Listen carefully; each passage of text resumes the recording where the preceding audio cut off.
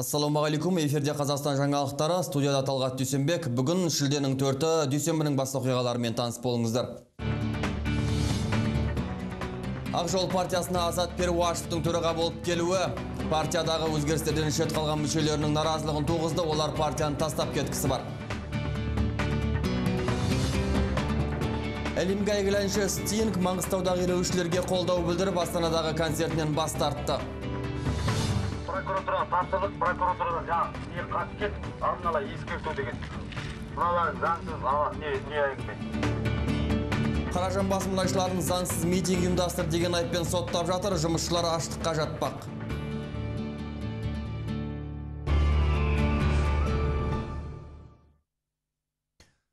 Күдіктілер басына бәйге тігілді. Ақтөбелік полицейлерді өлтіргендер туралы ақпары бергендерге үкімет $100 000 көлемінде сыйақы тағайындамақ.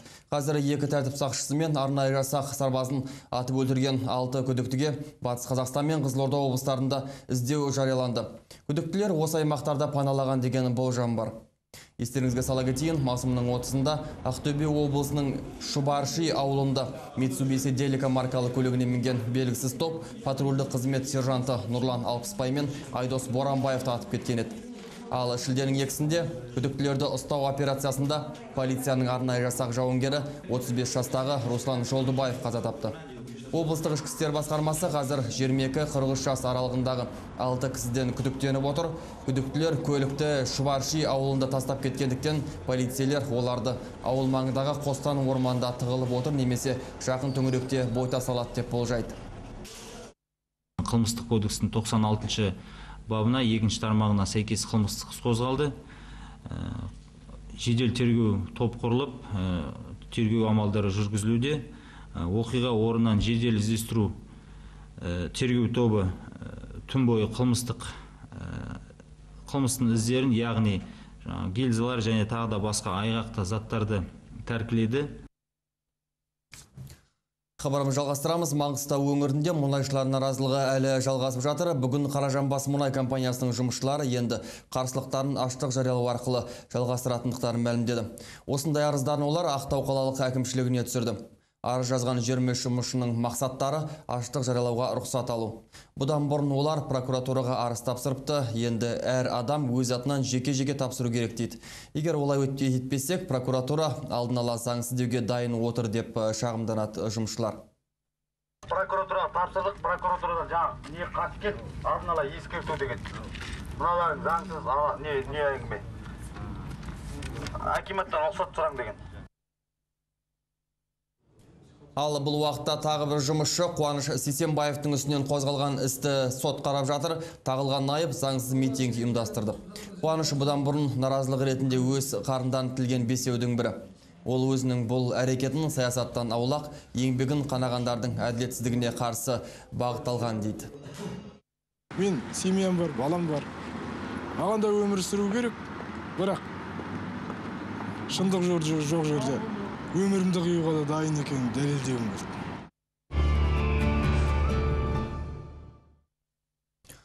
Ақ жол партиясының су жаңа төрағасы Азат Перуашев бүгін журналистерге баспасөз мәслихатын өткізді. Партияның алдағы міндеті парламент сайлауынан кем дегенде 20% дауыс алу екен. Ал Ақ жолдың бұрынғы басшысы, мемлекеттік қызмет жөніндегі агенттік төрағасы Алихан Байменов өзінің басты мақсаты енді президент жүктеген тапсырманы орындау екенін жеткізді. Осылайша саясаткерлер кімнің кім екеніне өздері ақ жауап беріп жатты. Тілшіміз олардың жаңа қызметтеріне кейінгі алғашқы пікірлерін тыңдап айтқан еді. Қазақстандағы демократиялық күштермен ата жауындай соғысып келген Азат Перуашев аяқ астынан оппозициялық делінетін партияның төрағасына айналды. Осылайша президент кеңесшісі Ермұхамед Ертісбаев айтып келген кәсіпкерлер партиясы Ақ жол саяси күші арқылы жүзеге асты. Азат Перуашев есімі Қазақстанның шикізат байлығы арқылы әлемдік байлар тізіміне ілінген Еуразия тобының ықпалындағы адам екенімен де жақсы таныс. Азаматтық партияда істегенде біз әрине мен оппозицияға қарсы күрестім, бірақ оппозиция деген түрлі болады ғой.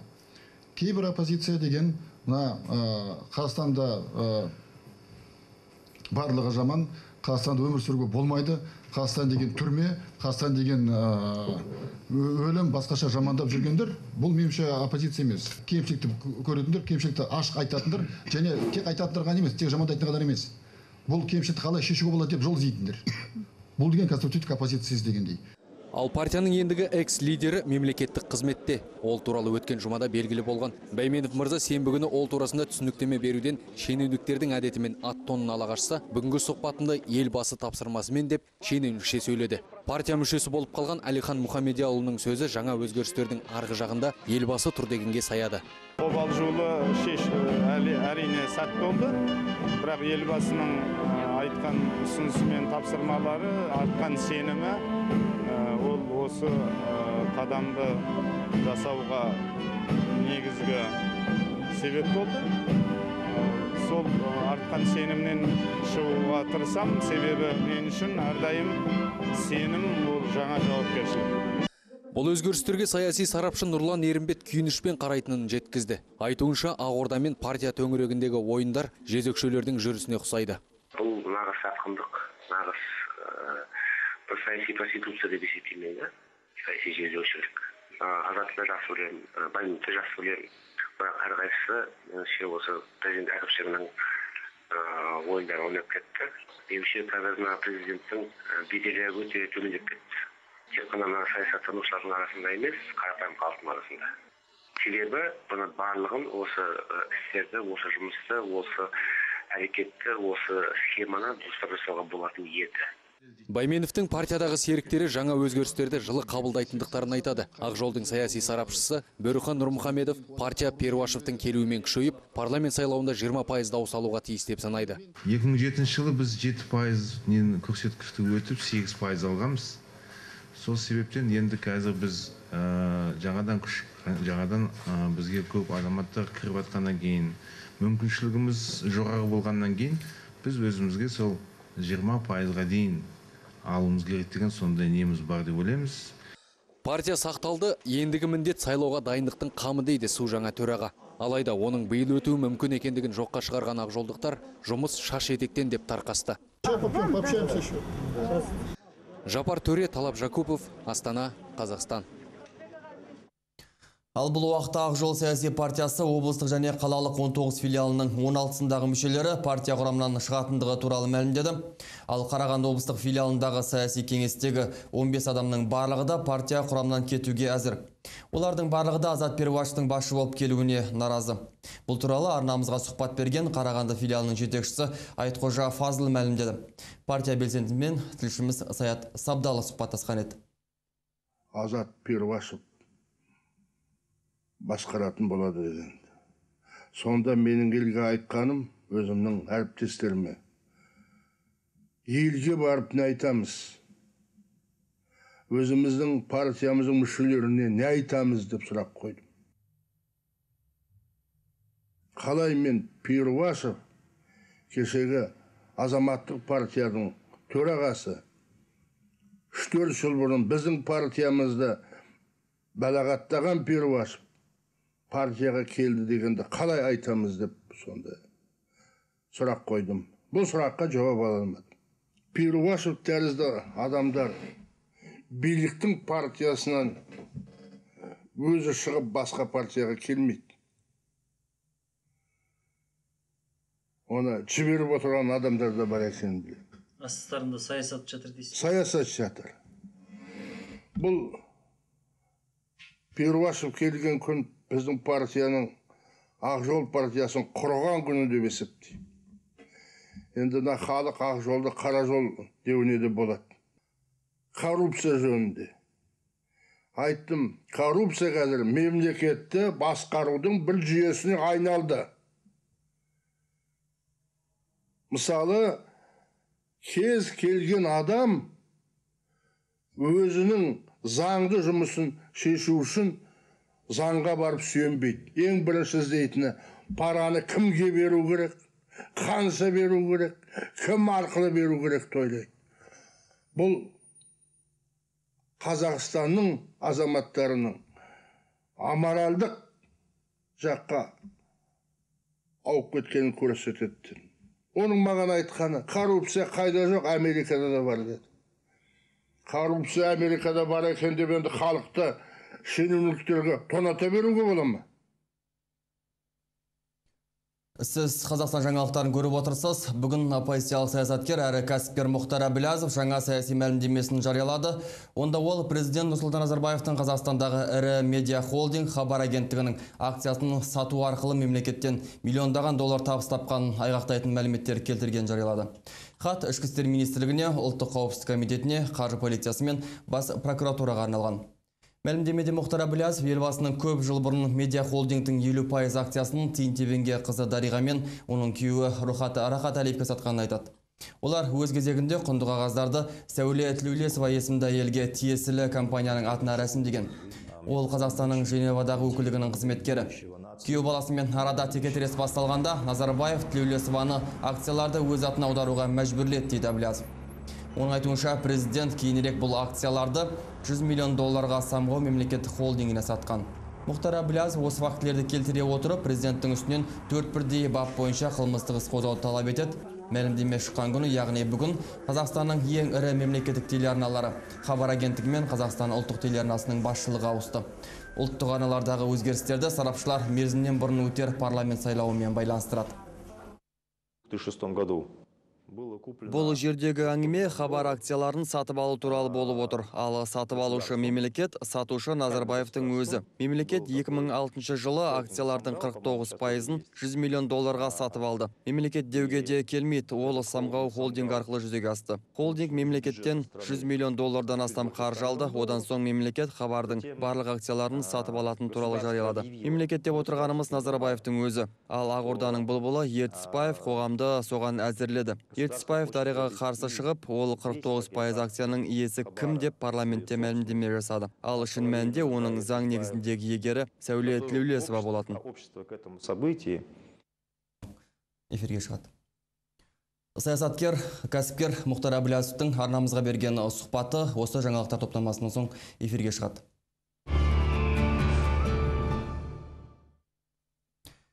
Британ әншісі Стинг Астана қаласындағы концертінен бас тартты.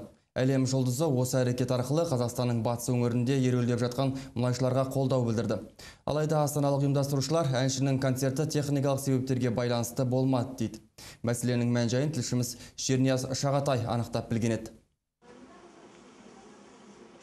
Әлемдік деңгейдегі әнші Стинг Астананың туған күніне ән айтудан көрі Түркиядағы теңіз жағалауында демалуды жөн санапты. Бұл хабар туған күнге дайындалып жатқан Астана үшін төбеден жай түсіргендей болды. Әртістің гастроліне жауапты STCK менеджмент компаниясының өкілдері Қазақстан жағына мұны техникалық себептерге байланысты деп түсіндірген. Бірақ ең жағымсыз тіпті күтпеген уәжді әншінің өзі жеке сайтында жариялады. Стинг мұнайшылардың құқығын бұзып жатқан елге кеп, концерт қоюдан бас тартқан екен. Бұл туралы жеке сайтында өзі былай деді. Менің Қазақстанға келуіме аштық, жұмысшыларды түрмеге қамау және мыңдаған адамның наразылығы шектеу қояды. Қазақстанның мұнай саласындағы жұмысшылары мен олардың отбасыларына көмек қажет. Олардың мәселесі әлемдік бұқаралық ақпарат құралдарының назарына ілігуі оң нәтиже береді деп үміттенемін. Концертті ұйымдастырушы комитеттің өкілдері шұғыл түрде бүгінге дейін сатылған 5000 билеттің ақшасын иелеріне толығымен өтеп беруге уәде етті. Арнайы келісім шарт бар. Ол келісім шарт бойынша біз барлық талаптарды орындадық. Ал сатылған билеттердің ақшасы сәуірдің 7-сінен бастап толықтай өз иелеріне қайтарылатын болады. Ұйымдастырушылардың уәдесіне қарамастан Стинг келеді деген үміті ақталмаған жанкүйерлер қазірдің өзінде билетін даулап, мәдениет кассаларының алдын жаулап алған. Билеттердің ақшасы мереке аяқталған соң қайтарылады. Стинг неге келмеді? Бұл менсінбеушілік пе, әлде әділетті жалақын талап еткен жұмысшыларды қолдаған жанның азаматтық позициясы ма? Қазір интернеттегі блогтарда осы тақырыпта қызу пікірталас басталды. Бірі Стингтің қадамын қолдаса, екіншілері мұның астында батыстың Қазақстанға қарсы қитұрқы әрекетін іздейді. Ал белгілі қазақстандық продюсер Қадірәлі Болманов мәселені саясыландырудың қажеті жоқ деп есептейді. Айтуынша Стингті Қазақстанға шақырудың өзі үлкен қателік болды. Дегенмен Болмановты Қазақстанда жұмысшылар құқығының өрескел бұзылатын жоққа шығармайды. Ол да мүмкін. Оны сылтау қылып айтуы да мүмкін. Өйткені ол адам өз көзқарасымен қараған кезде ол саясатқа араласпау керек, жалпы ол елдің баратын еліне. Оның келіп концертін беріп кету, ол келісім шарттың ішінде оның жаңағы не деуімізге болады. Оның қауіпсіздігі, өзінің қауіпсіздігі, тағы басқаларының бәрі ескерілген болады. Бәрі есептелген болады. Енді келіп бұны жаңағыдай саясат дүниесімен араластыру қаншалықты дұрыс екенін оны ешкім кесіп айта алмайды. Музыка зерттеушілерінің айтуынша, Стинг өз шығармасында азаматтық көзқарасын ашық білдірген музыканттардың ескі буынына жатады. Дегенмен Стинг 2009 жылы президент Ислам Каримовтың қызы Гүлнар Каримованың шақыруымен концерт берген болатын. Бұл үшін британ басылымдары мен адам құқығын қорғаушылар тарапынан да сынға қалған. Күні бүгінге дейін Стингтің концертіне билеттің 70% сатылған екен. Дегенмен 50 мың мен 100 мыңға дейін барған VIP орындардың билеті көп сатыла қоймаған. Концертті ұйымдастырушы комитеттің өкілдері шұғыл түрде 5000 билеттің ақшасын иелеріне толығымен өтеп беруге уәде етті. Ал Стингтің концерті өтуі тиіс болған Астанадағы Сарыарқа республикалық велотрегінде шұғыл түрде жергілікті өнерпаздардың концерті өтетін болды. Жерня Шағатай, Самат Орынбаев, Қазақстан, Астана қаласынан. Маңғыстаудағы мұнайшылар әлемге әйгілі әншінің өздеріне қолдау көрсеткен қалай қабылдады? Бұл жағын сол өңірде жүрген тілшіміз мұнайшылардың өздерінен сұрап білген еді. Стингтің онда қадамын азаматтық деп қабылдаймыз. Өзіміздің азаматымыз, осы жерде сеніп отырған депутаттарымыз біреу де келген жоқ, халық сайлаған. Халыққа не болып жатыр деп. Стинг азамат, молодец. Налдым, көп рахметін айтамын. Бізге осындай қолдау көрсетіп отқан. Ал мына біздің жергілікті басшыларымыз, мысалы жаңа айтып отқан депутаттар, халықтың қалаулары деген не себеппен келмейді олар. Ол бәрін біліп отырған шығар. Себебі ақиқат бізде болғасын оларға келуге бет жоқ деп ойлаймын. Стинг дейтін Англияның әншісі бізді қолдап, жаны ашып бізге концерт, қазақ мынандай жағдайға ұшырап жатқанда концерт қоюға бармайын деп жаны ашығаннан айтып отыр. Соны көре тұра мына қазақтар неге бізге жаны ашымайды? Мына депутат, министрлер халықтың жан айқайын естімесе неге сайланады, тарап кетсін онда?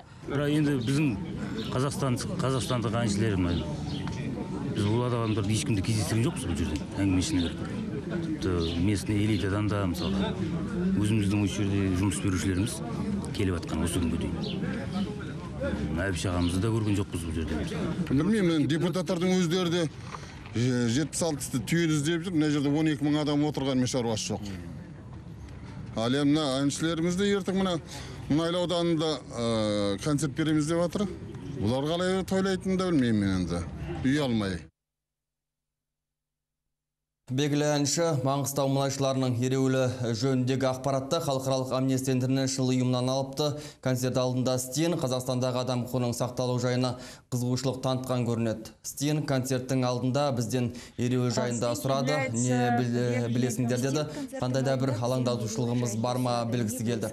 Адам құқығының сақталу тұрғысынан анықтағысы келді. Біздің өкіліміз оған адам құқығының сақталуына олқылықтардың барын өз пікірімізді айтты. Сосын Стин өзі шешім қабылдады. Бірақ бұл Стингтің шешімі, бұл Amnesty International'дың шешімі емес. Ол бізге тек ақпарат алу үшін ғана хабарласты. Біз оған хабарды айттық, сосын ол соған сүйеніп шешім қабылдады делінген Amnesty International ақпаратында. Сондай халықаралық ұйым мұнайшылар ереуіліне қатысты өз пікірінде білдірді. Олар Қазақстан үкіметінің жұмысшылар құқығын таптамауға шақырды. Amnesty ереуілді бақылап көріп отыр. Amnesty жұмысшылардың шеруге шығуға құқы бар деп есептейді. Ол Қазақстан Конституциясында да жазылған. Мұндай құқық бәрінде болу керек, сосын адам құқығын сыйлау керек қой. Біз қорқыту жұмысшыларға, ұйымдастырушыларға қысым барын білеміз. Солардың бірі Наталья Соколованы қамауға алынғанын да білеміз. Сондықтан біз Қазақстан билігін жұмысшылардың шеруге шығу құқығын сыйлауға шақырамыз делінген Amnesty International таратқан ақпаратта.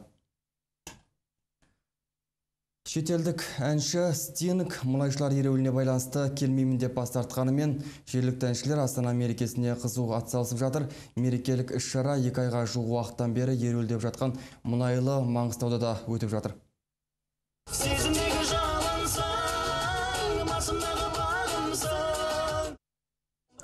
Қаражанбас мұнай компаниясының жұмысшылары ереуілдеп жатқан Ақтау қаласында 3 күннен бері Астана күні тойланып жатыр.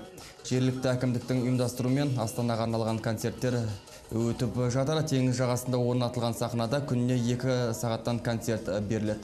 Бұл шараның бәрі мұнайшылар облыс әкімдігінің алдында ереуілдеп жатқан уақытта өтіп жатыр. Мұнайшылардың өздері Астана күні мен туған күні бір күнге тоғыстырылған президент Нұрсұлтан Назарбаевтың өз мәселелеріне келгенде үнсіз отырғаны жанға батады дейді. Қытай Халық Республикасының коммунистік партиясы өз идеологиясын енді қазақ тілінде де жүргізе бастады. Қытай қазақтар шығаратын халық газетінің сайты енді кирилл харпінде де мақала жариялайды. Сайттың бастапқы бетінде Жоңғо коммунистік партиясының ақпарат сайты деген жазу бар. Одан соң төмен халық газетінің сайты деп жазылған. Сайтта мәдениет, әдебиет, экономика, қоғам жайында және тағы басқа тақырыптар бойынша ақпараттар бар. Ал негізінен Қытай саясатын насихаттайтын Компартияның бірінші хатшысының іс-сапарлары, жалпы мемлекет істерінен мағлұмат беретін мақалалар басылған. Қытайдағы қазақтар арабша төте жазу әліпбиін қолданатынына қарамастан, ондағы материалдардың бір бөлігі кирилл харпында тіркелген. Кейбір сарапшылар мұның себебін Қытай Компартиясының Қытайдың мемлекеттік саясатымен Қазақстан жағында таныстыруға ұмтылумен байланыстырады. Мұндай пікірді жазушы Шади Шәкен де қуаттайды. Ол мұндай сайт тек Қытай саясатын жарнамалау ғана емес, сонымен бірге Қазақстанға ықпал етудің бір қадамы деген пікірде. Себебі империялар әуелі қарсыласының жаңағы жүрегін жаулау, идеясын жаулау, миын жаулау, оның кейін жаңағы ақшамен жерін жаулау сияқты оның өзінің ежелгі дәстүрін, түрін құбылтып, формасын өзгертіп, тек қана сыртында киетін шапанын өзгертіп, бірақ ар жағындағы ниеті біреу, соның іске асыру жолында құлшынған. Ол тарихтан дәлелденген, ешқандай соғыссыз жаулаудың жолын қарастырған. Бүгінгі күннің маңызды оқиғалары туралы тілшілер дайындаған жаңалықтарды көрдіңіз. Бізден ақпарат күтіңіз.